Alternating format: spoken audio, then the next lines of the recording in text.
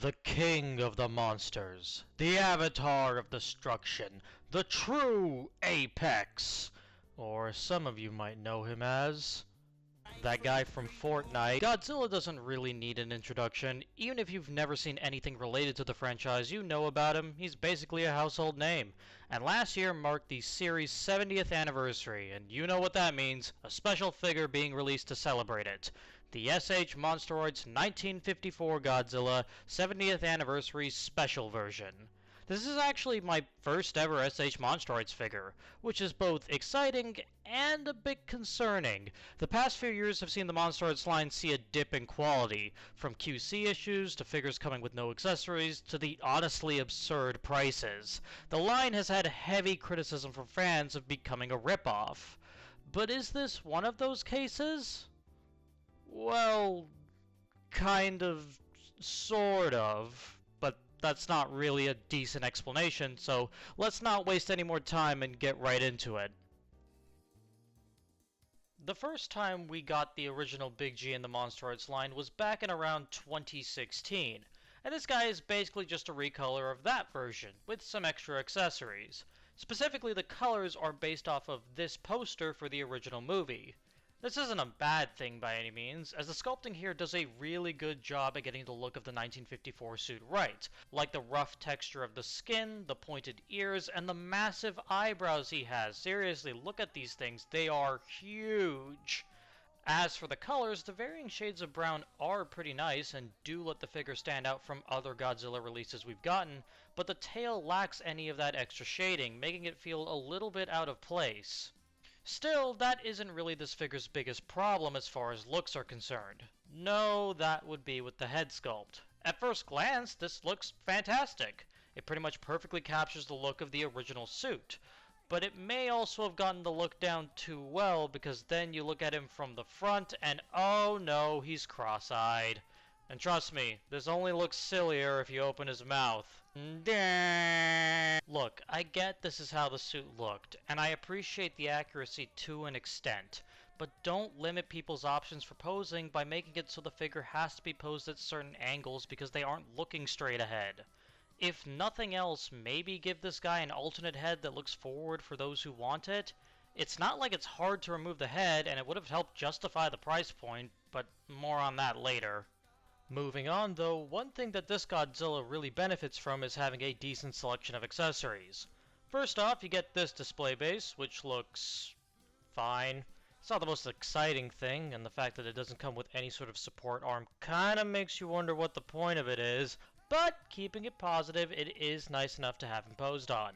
Something more useful though is this base, which comes with an armature so that you can use the atomic breath piece. Honestly, I shouldn't be as happy about this as I am, but seeing as both Hiya Toys and Bandai love to release Godzilla figures without his trademark attack, it's really nice to see it here, and it works like a charm. But that's not all, as you also get some small planes that you can attach to the stand arm with an adapter, as well as alternate hands so that you can have Godzilla hold them. I love this. Monsterarts figures don't really scale with anything, so it's nice to have some in-scale vehicles to use with them. There's just one little problem with all of this. They only provide one stand arm. Now that doesn't sound so bad, but it means that you can't have the planes flying around while Godzilla's firing the atomic breath.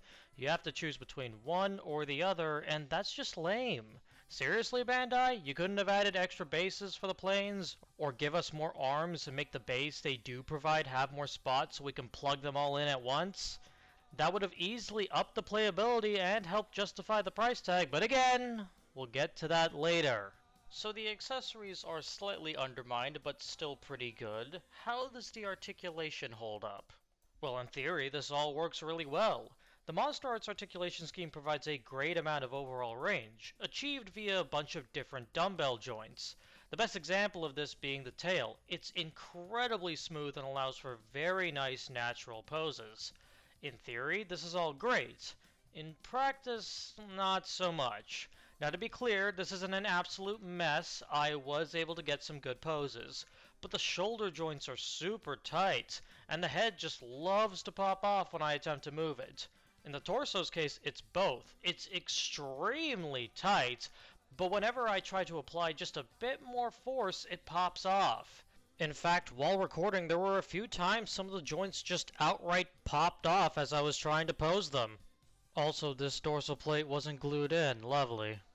And I mean, that is better than it breaking, and there are ways to fix both tight and loose joints, but I shouldn't have to do that, especially with how much this costs, which again, trust me, we will get to right after we do the size comparisons. To the top of his head, Godzilla sits at about 15.5 centimeters, pretty much what you'd expect from an SH Monsterarts figure. I do wish that he was larger though. Nothing crazy, just maybe about double what he is now. That way he'd scale pretty well with Bandai's high-grade Gundam model kits. They're probably not going to be doing that anytime soon, but a man can dream. What we have here is a mixed bag of a release. The figure looks good, barring you look at the head from the right angle. There's a good amount of accessories that you can't really use to the fullest without buying more stands, and the posability is top-notch, so long as your copy has no tolerance issues. But the real flaw with this figure ironically has nothing to do with the actual toy itself, rather how much it costs. I got Godzilla from AmiAmi, and there he'll cost about $120 Canadian before shipping. That's pretty pricey given the flaws this figure has, but isn't so egregious that it's flat out unacceptable. But that's just on AmiAmi, because getting it from places like Big Bad Toy Store or Ages 3 and Up will cost you around $180 Canadian. No. No, no, absolutely not. If you are someone who absolutely wants this figure and doesn't mind paying triple digits, then please try to get it from places like AmiAmi or Hobby Genki. Paying anything beyond $120 just isn't worth it.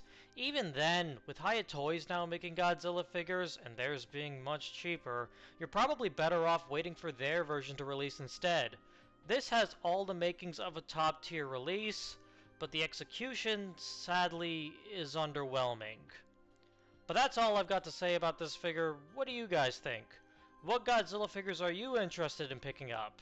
I've been eyeing that Soul of Chogokin Mechagodzilla myself, but let me know what's been interesting to you in the comments. Thanks for watching, and I'll see you in the next video. Later!